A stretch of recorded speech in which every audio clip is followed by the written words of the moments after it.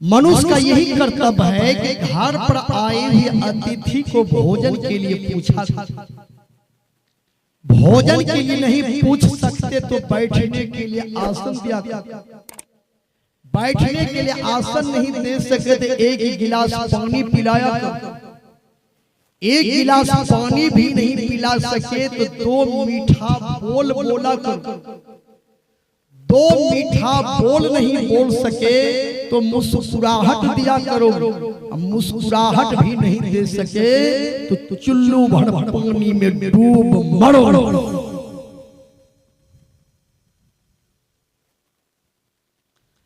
अतिथि अभ्यागत को भोजन कराना चाहिए।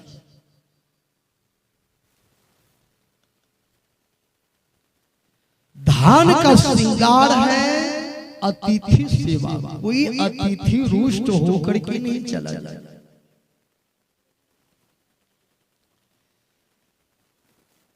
जिंदगी जीना आसान नहीं होता। संघर्ष किए बिना कोई महान नहीं होता। जब तक नो पड़े हथौड़े के चोट तब तक पत्थर भी भगवान नहीं होता। चेहरा मालूम होता है जब शीशा साफ होता है। खुदा का राह मालूम होता है जब दिल पाक होता है। आसमान की शोभा सूर्य से नहीं सितारों से होता है। मकान की शोभा दीवार से नहीं दीवारों से होता है। मानव की शोभा गद्दारों से नहीं वफादारों से होता है। डरते रहो यह जिंदगी बर्बाद न हो जाए। भूल कर किसी जीव का अपकार न हो जाए। अतिथि अभ्यागत को भोजन कराना चाहिए। चलिए माता जी को कुछ नींद आ गई है ना, थोड़ा माता जी को जगाइए जगाइए। बोलिए प्रेम से श्री सद्गुरु महाराज। भगवान श्री राम अपने बाणों के बौछार से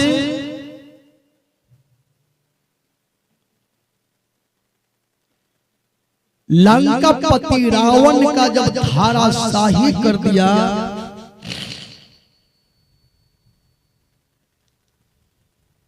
युद्ध भूमि में तो वहां मंदोदरी भी गई।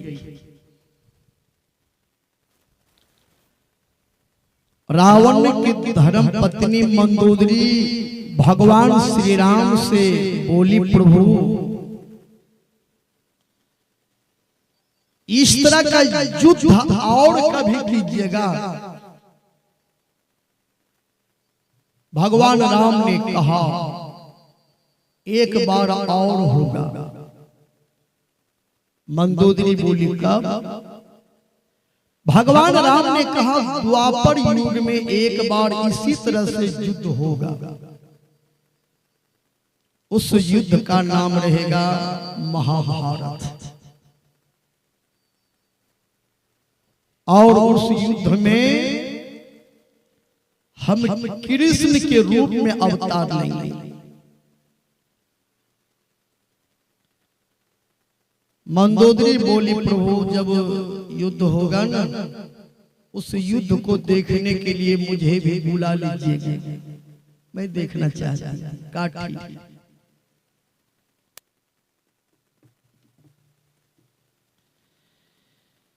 भगवान ने कहा एक बार युद्ध और होगा द्वापर युग में। उस युद्ध का नाम महाभारत।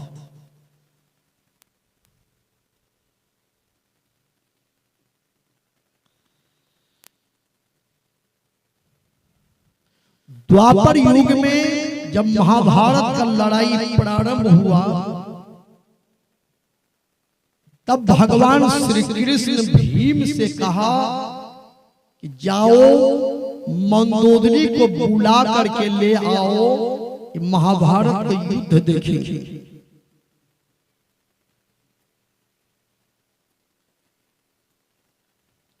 भीम मंदोदरी को बुलाने के लिए आया। भीम ने मंदोदरी से कहा, भगवान श्री कृष्ण महाभारत के युद्ध को देखने के लिए बुलाया है। चलो, मंदोदरी समझ गई त्रेता युग के जो राम है, जो वचन दिए।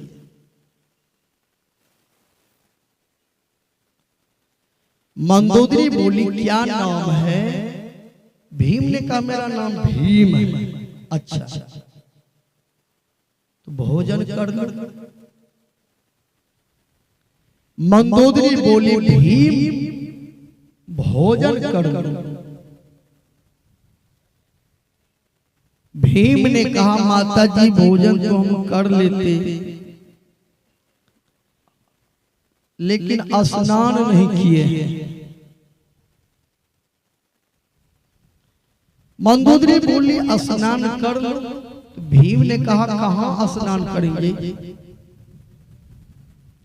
मंदोदरी बोली, बगल में एक पोखर है, वहीं जाकर के स्नान कर।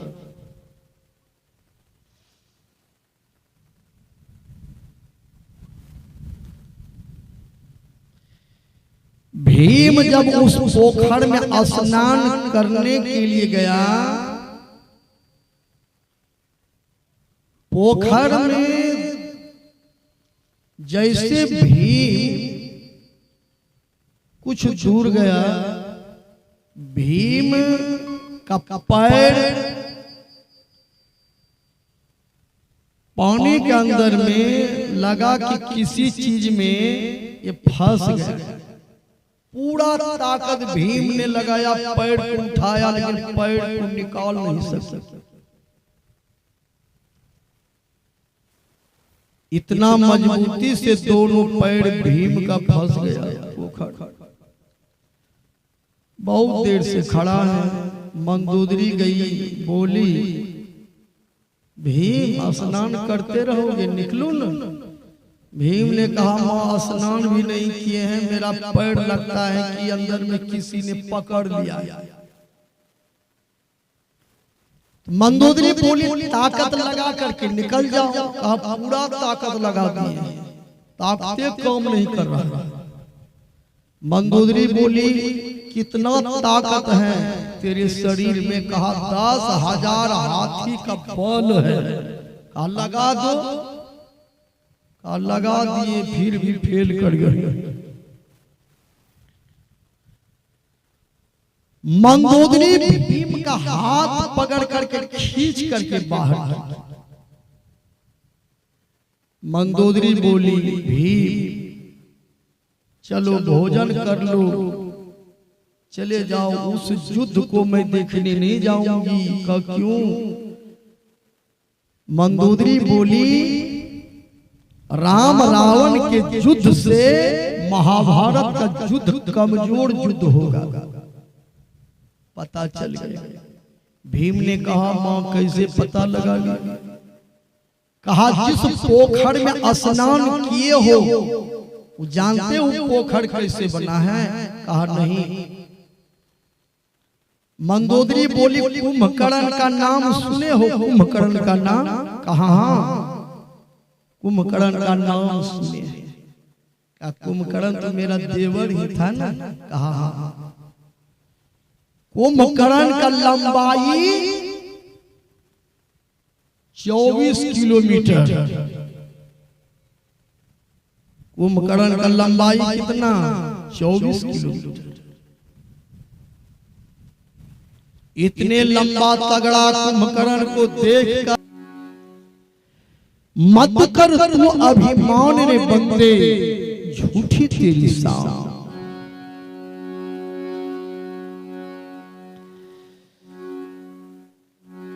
मनुष्य को अभिमान कभी नहीं करना चाहिए।